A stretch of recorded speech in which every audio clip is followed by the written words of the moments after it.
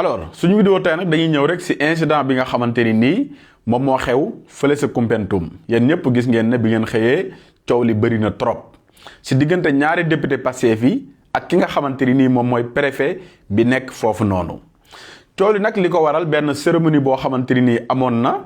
te député yi ñu invité leen par le président du conseil départemental préfet bi aussi tamit dañu ko invité comme ni ñu invité député yi léegi nag bi préfet bi di dugg si ñëpp dañu jug taxaw député yi toog fi ñu toog lànk ne duñu jug si loolu sax si la préfet bi waxee ne nañu leen forcer wax ko gendarmerie bi ñi fa nekkoon ne nañ leen forcer ñu jug wala soit ñu génn leen fi nga xamante ni nii moom mooy fi ñu toogoon si loolu nag gis ngeen ne si la coow li amee ba ku nekk di si wax dama xëy na gis même ñi nga xam ne sax dañu bokk am na ñoo xam nee nañ dañu bokk Pastef nee nañ député yi dañu waroon a jug par respect am ñeneen ñoo xam ne si beneen côté bi nee nañu député Pastef yi amuñu élégance républicaine maanaam dañ leen a war a jàngalaat léegi nag ma wax leen ne leen acte bi xew démb acte symbolique la boo xamante ni nii député yi def nañu ko pour am loo xam ne dañ ko bëgg a dénoncer pour ñëpp yëg ko comme coow li ni mu amee nii mooy man woote naa fi nga xam ne moom mooy Koumpentoum même bu fekkee ñu dul député yi woote naa ñenn si ñi nga xam ne xam naa leen foofu noonu ak kenn si ki nga xamante ni nii moom mooy député yi mais ñoom dañu gis ne préfet bi depuis mu ñëw taxaweewul taxawaayu neutre maanaam ñëwul indi li nga xam ne moom mooy unité nationale ñëw boole ñëpp mais dafa mel ni dafa am ñu muy beddi ak ñu muy àndal dafa mel ni dafa am appartenance politique loolu nag ñoom loolu la ñu wax ñu gis ne député Pastef yi bu dara xewee foofu noonu sax yenn saay duñu leen ko yëgal duñu leen invité duñu leen wax dara ba si fête de l'indépendance bii rek moom moo si mujj ñu bëri ay kilifa ay DG ak ay daas dégg naa demuñu parce que kenn invité wu leen loolu nag pour man du rôlu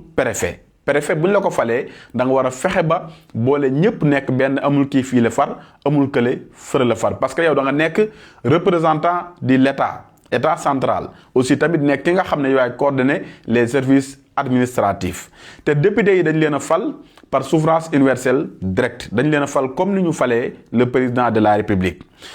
même bu fekkee ne acte bi am parce que député yi dañ doon sàkku réciprocité parce que li naan le respect est réciproque mooy nit ki kat bu la joxee cër da nga koy delloo cër bi mais nit ki bu la joxee cër gis na kat yow da nga koy beddi joxoo ko cër bi nga xam ne moom la moom it mën na ci gis boppam loolu moo tax député yi aussi def li ñu def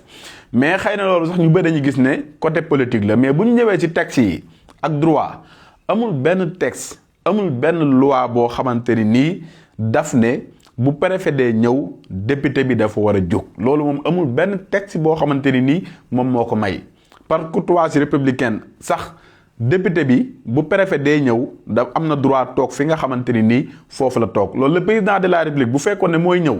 amul ministre amul directeur amul député ñëpp dañuy jug ñu taxaw mais tey jii nii bu fekkee sax député day ñëw ñeneen ñi buñ jugee taxaw yeneen député yi bu leen neexee ñu toog fi ñu toog kon c'est parce que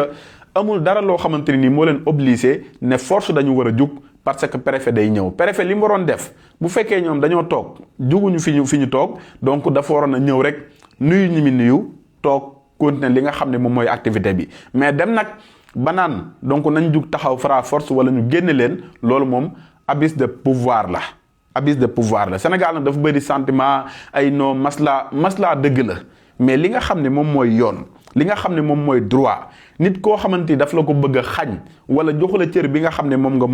am nga droit activer li nga xam ne moom mooy le mode gatsa man j'aime bien le gatsa parce que nit da nga koy jox cër bi nga xamante ni nii cër boobu la moom te député yi aussi tamit loolu la ñu def ak le préfet